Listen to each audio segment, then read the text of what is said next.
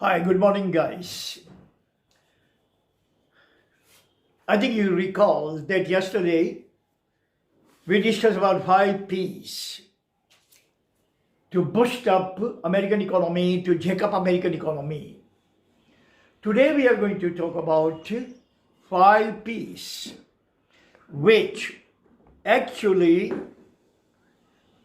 nosedive, which actually jack down Indian economy.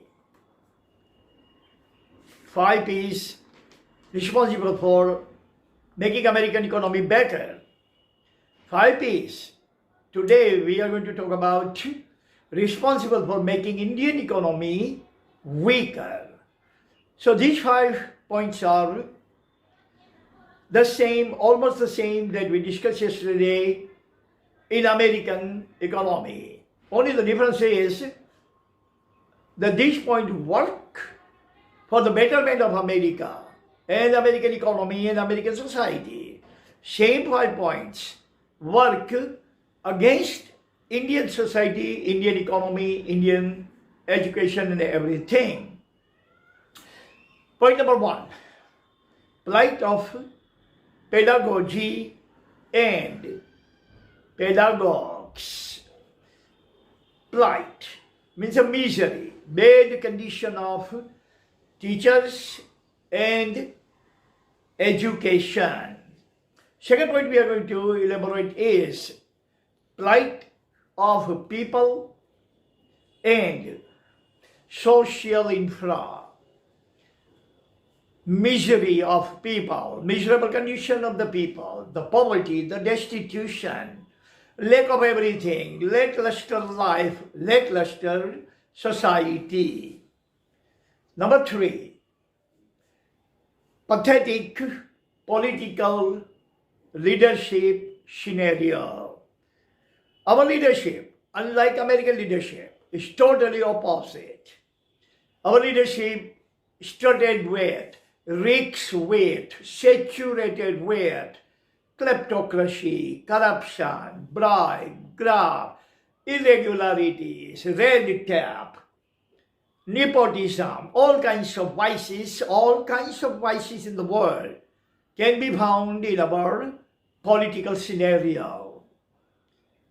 Number 4 is proliferation of kleptomania, horizon to horizon. Indian society is saturated. Every office, every shop, every profession, every school, every tuition class, everywhere you go, proliferation of kleptomania, kleptocracy, corruption, horizon to horizon. Fifth, pervasive poverty and complacent poor. Indian society has pervasive poverty. Poverty is everywhere. Only 5% of the Indians are top-notch, super rich. 25% of people are rich.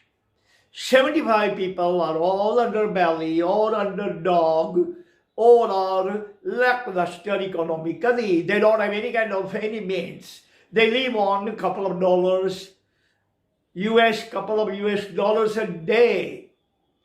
So poor that they cannot buy even 1 kilo of rice, 1 kilo of wheat, and 1 kilo of sugar a day.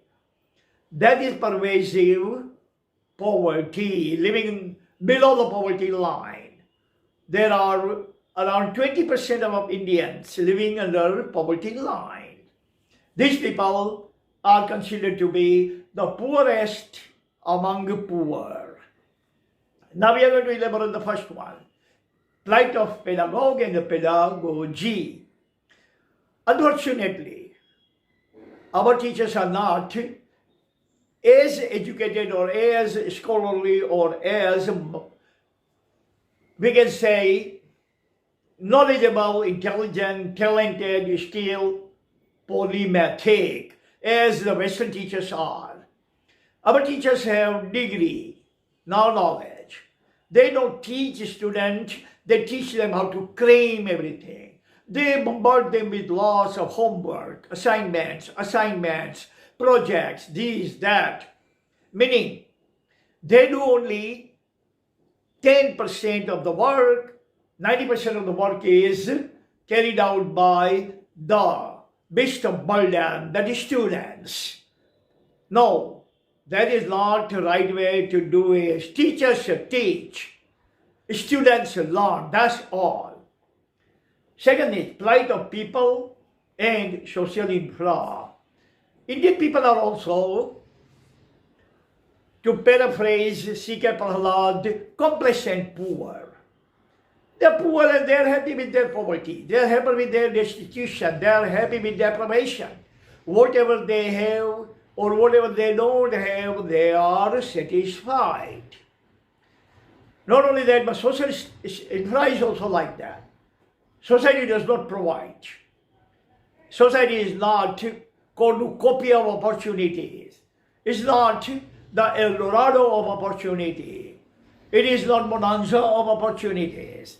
So, you go out to find something better than the best. Nothing is available in the society. All you can get in the society is all haphazard, slipshod job, slipshod career, slipshod existence. Pathetic political leadership scenario. Unfortunately, our leaders are not professional, with 5 kinds of knowledge: teachers, leaders, and industrialists. These are the 3 breeds who need 5 kinds of knowledge galore. First kind is declarative knowledge. They must have from their college and university, they must be PhD. Procedural knowledge. They should know every single thing, how to run the company, how to run the nation, and how to run the school. Heuristic knowledge means gut wisdom, kotha such. Your innate knowledge, your innate wisdom, that you can solve the problem, you can see what students need and what students are lacking. Meta knowledge. You, the teacher, industrialist and the politician must know what they are not able to do. So they must not tinker with the fate and the future of people. 5th one is empirical knowledge. You must have ample amount of very deep, very profound, very formidable experience. Then and then you can run the nation. Then and then you can run the company. Then and then you can run students' life. That is totally missing. 4th one is proliferation of kleptomania and corruption, horizon to horizon. 1.3 billion plus Indians are there. Unfortunately, each and every one has that particular gene known as kleptomania. Kleptomania is genetic. It's in Asia and Africa, proliferated. That is why Asian and African people are too kleptocratic, too corrupt, too wily, because it's genetic. And it proliferates among all the 1.3 plus billion Indians. Every teacher, every student, every judge, every lawyer, every doctor, every businessman, every kiosk operator, every mom and the pop businessman, everyone you come in contact, you're going to find out that they are adulterating things, they are not paying right amount taxes, they are charging overcharge, outrageous price and outrageous profit they make. They sell 200 rupees for the thing for 330, 400 rupees. They charge outrageous amount of labor cost, labor charge. Every single thing is too exorbitantly expensive, mainly because of the kleptomania and corruption. That kind of avarice that we have, greed we have. 5th one is pervasive poverty. Poverty is everywhere and complacent poor. And those Indians who are poor, they are complacent. They don't want to do anything more. They want to work 6 to 8 hours, 6 to 8 hours. They don't want to work 10 to 12 hours. If they have completed only 8 or 9 or 10 grade, they don't want to go again. They don't want to resume education again and proceed and excel in education and be better. Meaning if you are clerk, you are happy. You don't want to be officer by getting more education, getting more degree, getting more of the exposure. You are satisfied wherever you are. That is C.K. Prahlad's connotation is complacent poor. Indians are complacent. They don't want to do, unlike Americans, they don't want to proceed ahead. They don't want to excel ahead. They don't want to change their fate. They don't want to change their destiny. They are happy wherever they are. They love status quo. Status quo is something Indians love the most. And these are the 5 elements makes Indian economy, India as a nation, nose-dived nation, lackluster nation, poor nation in every respect. That's all time we have. Thank you very much. We'll see you tomorrow again. And God bless you. Remember, I'm very happy. I want to thank you very much for subscriptions are rolling in, cat and dog. Keep sending subscription, keep reading my article, keep sending me any kind of comment, any kind of suggestion, any kind of modification, any kind of correction, any kind of rectification. Remember a couple of weeks ago, I told you that Albert Einstein has said, education pervades, education proliferates as long as students ask questions. I don't know what you like and I don't know what you love and I don't know what you understand. I don't know what you want to read, what you want to listen, what you want to watch. Unless and until you tell me, and definitely I'm going to oblige you. Okay, so don't worry about it. In America they say, teacher always dance to the tune of the students.